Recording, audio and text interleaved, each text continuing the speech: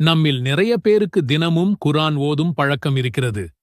குறைந்தபட்சம் ரமலான் மாதத்திலாவது ஒருமுறை குர்ஆனை முழுமையாக ஓதி முடிக்க வேண்டும் என்ற ஆசை நம் எல்லோரிடமும் இருக்கும்.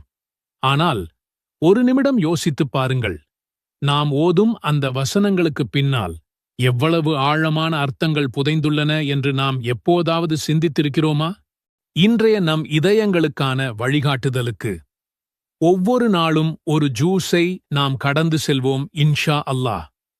குர்ஆனை முடித்தது மட்டுமல்லாமல் இறுதியாக அல்லாஹ் உங்களுடன் பேசியது போல் உணர்ந்து இந்த ரமழானை முடிப்பதை கற்பனை செய்து பாருங்கள். இது குர்ஆனுடனான உங்கள் 30 நாள் பயணம். 30 நாட்கள், 30 ஜுஸ். ஒரு இதயம் அல்லாஹ்விடம் திரும்புகிறது. நாம் தொடங்குவோம். சூரா ஃபாத்திஹாவை தொழுகையில் ஓதுகிறோம். சூரா பகராவின் சில வசனங்களை மனப்பாடம் செய்திருக்கிறோம். ஆனால் அதற்குப் பின்னால் இருக்கும் பிரம்மாண்டத்தை நாம் உணர்ந்திருக்கிறோமா? உண்மையில் குர்ஆனின் முதல் ஜூஸ் என்பது அல்லாஹ் நம்முடன் நேரடியாக பேசும் ஒரு ஆழமான உரையாடல். அதில் மனித வரலாறு, சமூகவியல், உளவியல் என நம் ஈமானை உறுதிப்படுத்தும் பல படிப்பினைகள் மறைந்துள்ளன. இது வெறும் தொடக்கமல்ல, இது ஒரு முழுமையான வழிகாட்டி. இந்த வீடியோவில் சூரா அல் ஃபாத்திஹா மற்றும் சூரா அல் பகராவின் ஆரம்பத்தில் உள்ள நீங்கள் இதுவரை அறிந்திராத சில ஆழமான உண்மைகளை மிக எளிமையாக விளக்கப் போகிறோம். இது குர்ஆனைப் பற்றிய உங்கள் பார்வையை மட்டுமல்ல, உங்கள் வாழ்க்கையைப் பற்றிய பார்வையையே மாற்றக்கூடும். பாருங்கள், இந்த அறிவுப் பயணத்தை நாம் ஒன்றாகத் தொடங்குவோம். பகுதி 1. உண்மை 1. இது வெறும் தொடக்கமல்ல. ஒரு முழுமையான உரையாடல். முதல் ஜுஸ்ஸை பற்றி பேச வேண்டுமென்றால் நாம் சூரா அல் ஃபாத்திஹாவிலிருந்துதான் தொடங்க வேண்டும். இதற்கு திறவுகோல் என்று பொருள். ஆனால் இது வெறும் திறவுகோல் அல்ல. இது அல்லாஹ்வுக்கும் அவனது அடியானுக்கும் இடையே நடக்கும் ஒரு அற்புதமான உரையாடல். உங்களுக்குத் தெரியுமா, இந்த சூராவை அல்லாஹ் 2ஆக பிரிப்பதாக ஒரு ஹதீஸ் கூறுகிறது. முதல் பாதி அல்லாஹ்வுக்கும் அடுத்த பாதி அடியானுக்கும் உரியது. இதை சற்று கற்பனை செய்து பாருங்கள்.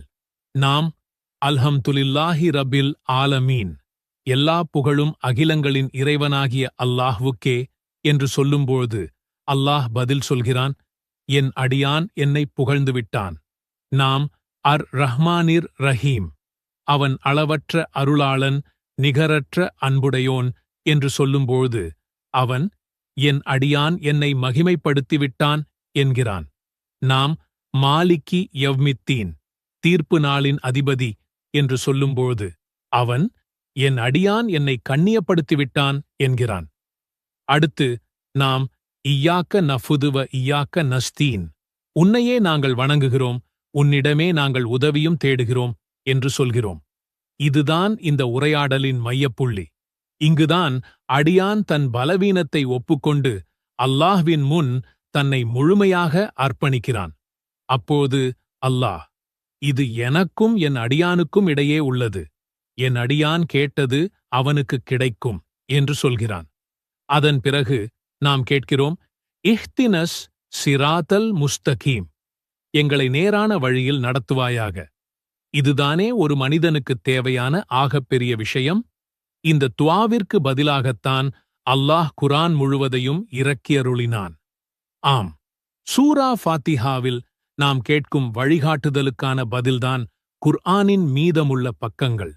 இது எவ்வளவு ஆச்சரியமான ஒரு தொடர்பு, இல்லையா?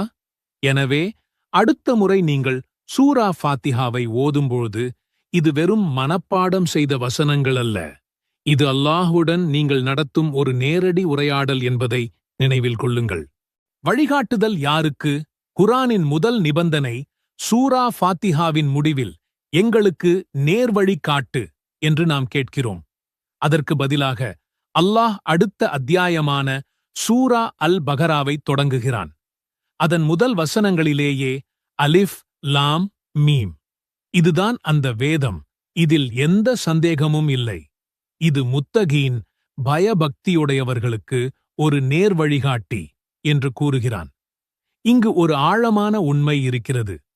குர்ஆன் ஒட்டுமொத்த மனிதகுலத்திற்கும் அருளப்பட்டது என்றாலும் அதிலிருந்து உண்மையான வழிகாட்டலை பெறுபவர்கள் முத்தகீன்கள், அதாவது பயபக்தியுடையவர்கள்தான் என அல்லாஹ் தெளிவுபடுத்துகிறான். அப்படியென்றால் யார் இந்த முத்தகீன்கள்? குரானே அதற்கு அடுத்த வசனங்களில் விளக்கம் தருகிறது. மறைவானவற்றின் மீது நம்பிக்கை கொள்பவர்கள் அவர்கள். அல்லாஹ், வானவர்கள், மறுமை நாள் போன்ற கண்களால் காண முடியாத உண்மைகளை எந்த கேள்வியும் இல்லாமல் ஏற்றுக்கொள்வார்கள். தொழுகையை நிலைநிறுத்துபவர்கள். அவர்கள் வெறுமனே தொழுபவர்கள் அல்ல, தொழுகையை தங்கள் வாழ்வின் அடித்தளமாக, ஒழுக்கமாக கொண்டிருப்பவர்கள். நாம் அவர்களுக்கு அளித்தவற்றிலிருந்து செலவு செய்பவர்கள். அவர்கள் தங்களுக்கு கொடுக்கப்பட்ட செல்வம், அறிவு, நேரம், திறமை என எதுவாக இருந்தாலும் அதை அல்லாஹ்வின் பாதையில் செலவிடுவார்கள். தன்னிடம் உள்ள எதுவும் தன்னுடையதல்ல, அது அல்லாஹ்வின் அமானிதம் என்பதை உணர்ந்து செயல்படுவார்கள். ஆக, குர்ஆனின் வழிகாட்டுதல் என்ற பொக்கிஷம் அனைவருக்கும் திறந்து வைக்கப்பட்டிருந்தாலும் அதை திறக்கும் திறவுகோல் தக்வா எனப்படும் இறையச்சம்தான். இந்த பண்புகள் இல்லாமல் ஒருவர் குர்ஆனை படித்தால் அது அவருக்கு வெறும் கதைகளின் தொகுப்பாக தெரியுமே தவிர ஒரு வாழ்க்கை வழிகாட்டியாக அமையாது. மனிதனின் உருவாக்கம் ஓர் அறிவுப் புரட்சி. குர்ஆனின் முதல் ஜூஸ் மனிதனின் அந்தஸ்து எவ்வளவு உயர்ந்தது என்பதை ஆதம் அலைஹிஸலாம் அவர்களின் படைப்பு மூலம் நமக்கு விளக்குகிறது. அல்லாஹ் ஆதமை படைத்த பிறகு வானவர்களை அவருக்கு சஜ்தா செய்யச் சொன்னான். இப்லீஸைத் தவிர அனைவரும் சஜ்தா செய்தனர். ஆனால் இங்கே ஒரு முக்கியமான கேள்வி எழுகிறது. களிமண்ணால் படைக்கப்பட்ட ஆதமுக்கு ஒளியால் படைக்கப்பட்ட வானவர்கள் ஏன் சஜ்தா செய்ய வேண்டும்? அந்த உயர்வுக்குக் காரணம் என்ன? அதற்கான பதிலை குர்ஆன் மிகத் தெளிவாகச் சொல்கிறது.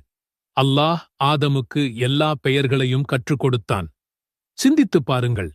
ஆதமின் மேன்மைக்குக் காரணம் அவரது பலமோ அழகோ அல்ல, அவருக்கு அல்லாஹ் வழங்கிய அறிவு.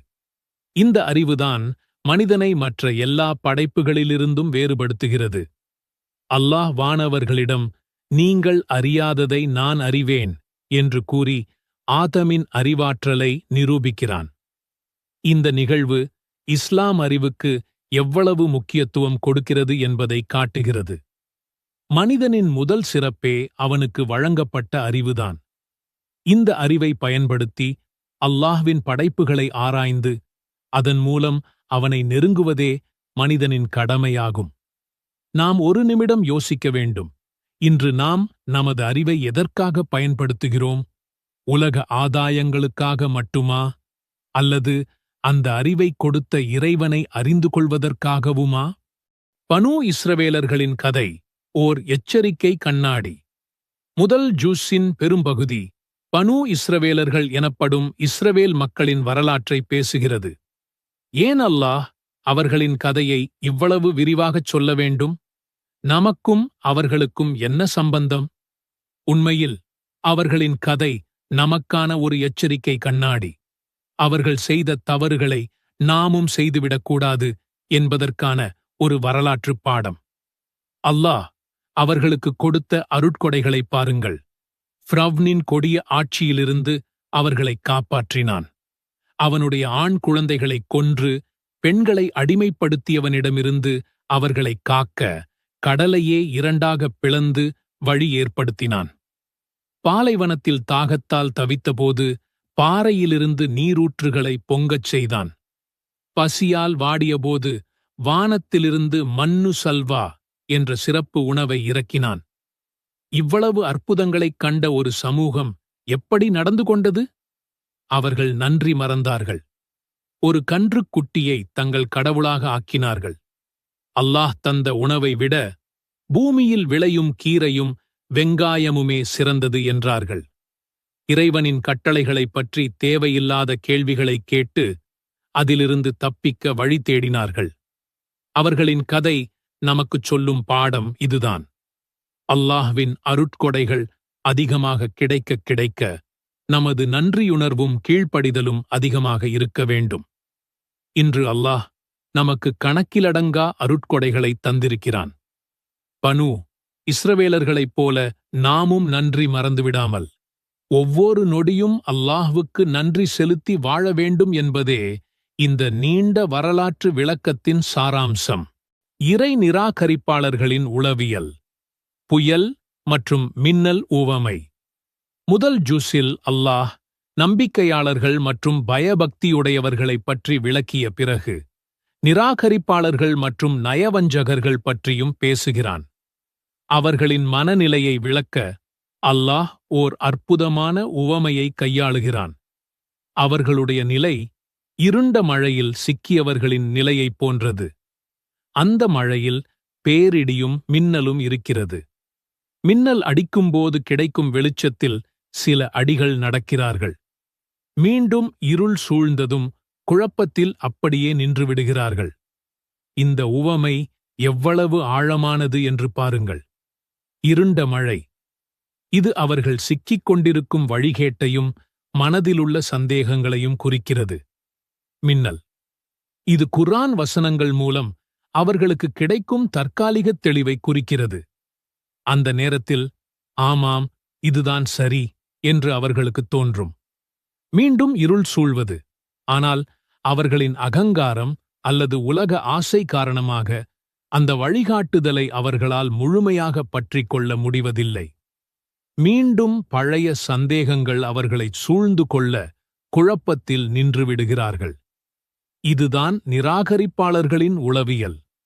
அவர்களுக்கு சத்தியம் அவ்வப்போது பளிச்சிடும். ஆனால் அதை நிரந்தரமாக பற்றிக் கொள்ளும் மன உறுதி அவர்களிடம் இருக்காது. ஈமான் என்பது வெறும் வாயால் சொல்வதல்ல. அது உள்ளத்தால் நம்பி செயலால் உறுதிப்படுத்த வேண்டிய ஒரு விஷயம் என்பதை அல்லாஹ் இதன் மூலம் ஆழமாக உணர்த்துகிறான். கடந்த கால சுமை உங்களுடையது அல்ல. தனிநபர் பொறுப்புணர்வு. முதல் ஜூஸின் இறுதிப் பகுதியில் அல்லாஹ் ஒரு மிக முக்கியமான சமூக மற்றும் ஆன்மீக கோட்பாட்டை நிலைநிறுத்துகிறான். தனிநபர் பொறுப்புணர்வு. பனூ இஸ்ரவேலர்களின் நீண்ட வரலாற்றையும் இப்ராஹீம் அலைஹிஸ்ஸலாம் அவர்களின் சிறப்புகளையும் விவரித்த பிறகு அல்லாஹ் கூறுகிறான், அந்தக் கூட்டம் சென்றுவிட்டது. அவர்கள் சம்பாதித்தது அவர்களுக்கு, நீங்கள் சம்பாதித்தது உங்களுக்கு. அவர்கள் என்ன செய்து கொண்டிருந்தார்கள் என்று நீங்கள் விசாரிக்கப்பட மாட்டீர்கள். இது எவ்வளவு புரட்சிகரமான கருத்து! அதாவது, ஒருவரின் மூதாதையர்கள் செய்த புண்ணியங்கள் அவருக்காக பரிந்து பேசாது. என் தாத்தா பெரிய அறிஞர் என்று சொல்லிக்கொண்டு ஒருவர் இஸ்லாத்தின் கடமைகளைச் செய்யாமல் இருக்க முடியாது. அதேபோல் என் பெற்றோர் பாவம் செய்தவர்கள், அதனால் நானும் அப்படித்தான் என்று கூறி ஒருவர் தன் தவறுகளுக்குச் சாக்குப்போக்கு சொல்லவும் முடியாது. ஒவ்வொரு ஆன்மாவும் அது செய்த செயல்களுக்கு மட்டுமே பொறுப்பாளி. இது குலப்பெருமையையும் பரம்பரை கர்வத்தையும் உடைத்தெறிகிறது. மறுமை நாளில் அல்லாஹ் நம்மிடம், உங்கள் மூதாதையர் யார் என்றோ கேட்கப் போவதில்லை. நீ என்ன செய்தாய் என்பதுதான் கேள்வியாக இருக்கும். இந்த ஒரு வசனம் நமது வாழ்க்கையை நாம் எப்படி வாழ வேண்டும் என்பதற்கு தெளிவான வழிகாட்டுதலை தருகிறது. அல்லாஹ் இப்ராஹீம் அலைஹிஸ்ஸலாம் அவரை மீண்டும் மீண்டும் சோதித்தான். அவர் எல்லா சோதனைகளிலும் தேர்ச்சி பெற்றார். அவரது கீழ்ப்படிதலால் அல்லாஹ் அவரை ஒரு தலைவராக்கினான். அவர் தனது மகன் இஸ்மாயிலுடன் கபாவை கட்டினார். மேலும் இந்த துஆவைச் செய்தார், அவர்களுக்கு வேதத்தையும் ஞானத்தையும் கற்றுக் கொடுத்து அவர்களை தூய்மைப்படுத்தக்கூடிய ஒரு தூதரை அவர்களிலிருந்தே எழுந்திடச் செய்வாயாக. அந்த துஆவுக்கு தலைமுறைகளுக்குப் பிறகு முஹம்மது ஸல்லல்லாஹு அலைஹி வஸல்லம் அவர்கள் மூலம் பதிலளிக்கப்பட்டது. இஸ்லாத்தில் தலைமைத்துவம் தியாகத்திற்குப் பிறகு வருகிறது. நம்பிக்கை வார்த்தைகளால் அல்ல, கீழ்ப்படிதலால் நிரூபிக்கப்படுகிறது. அல்லாஹ்வின் முன் முழுமையான சரணடைதல். கடைசியாக இந்த முதல் ஜூஸ் முழுவதும் இழையோடும் மிக முக்கியமான உண்மை. அல்லாஹ்வுக்கு முழுமையாக சரணடைவது, அதாவது இஸ்லாம் என்பதன் உண்மையான அர்த்தத்தை உணர்த்துவதுதான். சூரா ஃபாத்திஹாவில் உன்னையே வணங்குகிறோம், உன்னிடமே உதவி தேடுகிறோம் என்று தொடங்கி ஆதாம் அலைஹிஸ்ஸலாம் வானவர்களின் சஜ்தாவை பெற்றது. பனூ இஸ்ரவேலர்களின் நன்றி மறத்தல், இப்ராஹீம் அலைஹிஸ்ஸலாம் அவர்களின் கீழ்ப்படிதல் என ஒவ்வொரு நிகழ்வும் ஒரே ஒரு மையக் கருத்தை நோக்கியே பயணிக்கிறது. உண்மையான வெற்றி மற்றும் அமைதி என்பது அல்லாஹ்வுக்கு முழுமையாக கட்டுப்படுவதில் மட்டுமே உள்ளது. இப்ராஹீம் அலைஹிஸ்ஸலாம் அவர்களிடம் அல்லாஹ் அஸ்லிம் சரணடைவாயாக என்று கேட்டபோது ஒரு நொடியும் தாமதிக்காமல் அவர் அஸ்லம்து லி ரப்பில் ஆலமீன், அகிலங்களின் இறைவனுக்கு நான் சரணடைந்தேன் என்று பதிலளித்தார். இந்த முழுமையான சரணடைதல்தான் அவரை அல்லாஹ்வின் நண்பர் என்ற நிலைக்கு உயர்த்தியது. சுருக்கமாகச் சொன்னால், நேர்வழிக்கான நமது தேடலுக்கு அல்லாஹ் சொல்லும் பதில் இதுதான்: உன்னை முழுமையாக என்னிடம் ஒப்படைத்துவிடு. அதில் மட்டுமே உனக்கு உண்மையான வெற்றியும் அமைதியும் இருக்கிறது. சகோதர சகோதரிகளே, இன்று நாம் பார்த்தது குர்ஆனின் முதல் ஜூஸில் மறைந்திருக்கும் பொக்கிஷங்களின் ஒரு சிறு துளிதான்.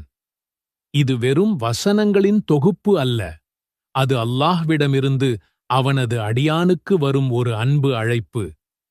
இனி நீங்கள் முதல் ஜூஸை ஓதும்போது இந்த அர்த்தங்களையும் மனதில் கொண்டு ஓதிப் பாருங்கள். நிச்சயமாக குர்ஆனுடனான உங்கள் உறவு முன்பை விட மிகவும் ஆழமானதாகவும் அர்த்தமுள்ளதாகவும் மாறும், இன்ஷா அல்லாஹ்.